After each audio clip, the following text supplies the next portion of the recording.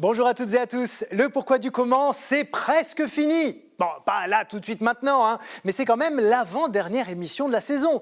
Donc je vous propose d'en profiter pleinement avant les vacances, même si vous aurez tout le loisir de revoir les épisodes en replay sur le site de KTO et sur les réseaux sociaux. En attendant, j'ai envie de vous mettre dans l'ambiance de la fête de la musique. Meilleure innovation d'un homme politique, vous en conviendrez. Une idée de Jack Lang, bien sûr, en 1982. Ce qui me donne envie de vous poser cette question. Est-ce que vous savez d'où vient la gamme musicale Do, Ré, Mi, Fa, Sol, La, Si? Est-ce qu'on vous a dit en cours de musique au collège qu'elle a une origine religieuse? Non?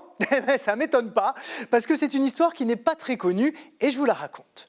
Si on revient au premier siècle de l'humanité, on imagine bien que la musique, le chant, les rythmes sont apparus très tôt. Mais il a fallu évidemment quelques milliers d'années avant qu'on commence à écrire la musique, donc à permettre à d'autres de la lire et de la jouer ou de la chanter à leur tour. Les premières traces d'indications musicales ont été retrouvées sur des tablettes sumériennes aux environs du 19e siècle avant Jésus-Christ. Comme vous le voyez sur cette image, il s'agit de signes cunéiformes placés à gauche de ce qui semble être un poème et qui indiquent 5 repères pour matérialiser la manière de chanter. Plus tard, les Égyptiens, les Grecs et les Romains ont eux aussi créé un système de codification musicale qui, lui, était basé sur les lettres de leur alphabet.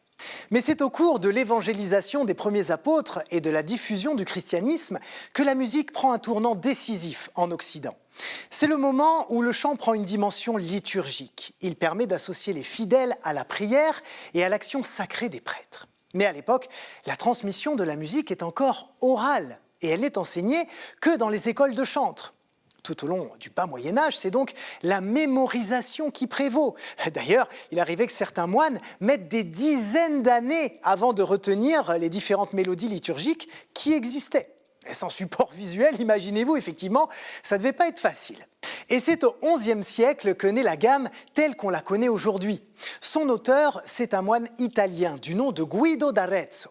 Il s'agit d'un bénédictin de la communauté de Pomposa, au nord-est de l'Italie, qui était étudiant en musique liturgique et formateur de jeunes chantres.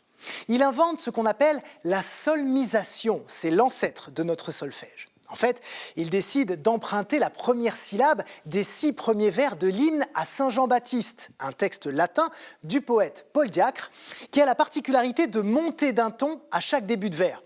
Ce poème liturgique dit Ut queant laxis, resonare fibris, mira gestorum, famuli tuorum, solve polluti, labii reatum, sancte Ioannes. Ce qui signifie que tes serviteurs chantent d'une voix vibrante les merveilles de tes actions, absous le péché des lèvres impures de ton serviteur, ô Saint Jean. Et regardez, si on garde les premières syllabes, on les a. Les 6 premières notes de notre gamme. Un moyen mnémotechnique extrêmement astucieux et pédagogique pour des élèves qui devaient avoir quelques problèmes de mémoire ou la flemme tout simplement d'apprendre tout par cœur. Au choix, ou les deux. Guido d'Arezzo rend également systématique le principe de la portée. Les notes prennent donc chacune une place précise sur ces lignes et ne sont plus marquées à côté du texte chanté. Mais avec tout ça, il est passé où le ut? C'est vrai, on ne l'utilise plus aujourd'hui dans la gamme. Eh bien, le nom de cette note a été abandonné au XVIe siècle parce que trop compliqué à prononcer dans une succession rapide de vocalises. Des religieux italiens auraient donc choisi le Do en référence à la première syllabe de domine, qui signifie Seigneur en latin. Et le Si alors? Parce qu'il n'y était pas tout à l'heure dans l'hymne à Saint-Jean. Eh bien, si, justement, mais il n'a été rajouté à la gamme qu'au XVIIIe siècle. En fait, on a pris les 2 lettres acrostiches du dernier vers du poème qu'on a découvert à l'instant, Sancte Ioannes, pour faire donc la 7e note de la gamme. Et voilà comment, siècle après siècle, la notation musicale, inventée par un moine italien, s'est propagée, principalement dans les pays latins, puisqu'en Allemagne et dans les pays anglo-saxons, la musique est écrite avec les lettres de l'alphabet. Et voilà, vous savez tout. Merci pour votre attention et je vous donne rendez-vous la semaine prochaine pour le dernier épisode du Pourquoi du comment de la saison. Ciao!